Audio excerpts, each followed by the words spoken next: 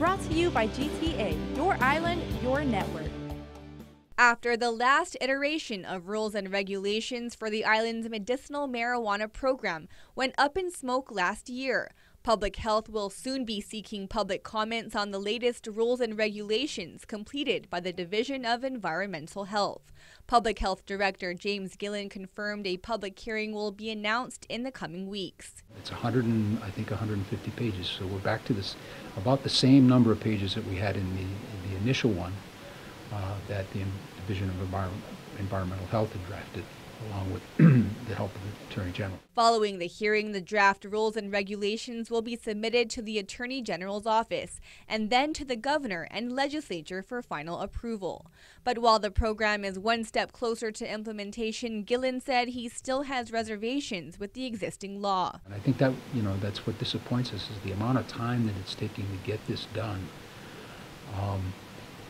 There are many people who would say that this current law is a better version of the initial law. I kind of disagree because it's very open-ended. One example is the fact physicians are able to write medicinal marijuana prescriptions for any condition they deem fit. While Gillen questioned how the Medicinal Marijuana Commission can decide whether or not to approve additional conditions if the majority are not practicing physicians. He added the lab is another concern, saying he's been told by industry experts that funding a lab would cost at least $1 million. He said one solution could be additional borrowing. We're looking at, I think, $400 an ounce, okay, which is below the street price.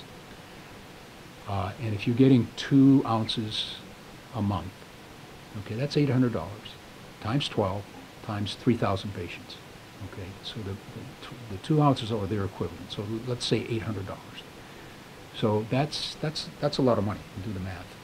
And if you take the GRT and a percentage of that, we could pay that off in a fairly short period. Another option, expanding to patients from Japan. They were estimating, given the numbers that they already experienced, about 20,000 people could potentially be, availing themselves of the service. And I don't see any other way to make this work as long as it's only a medicinal model.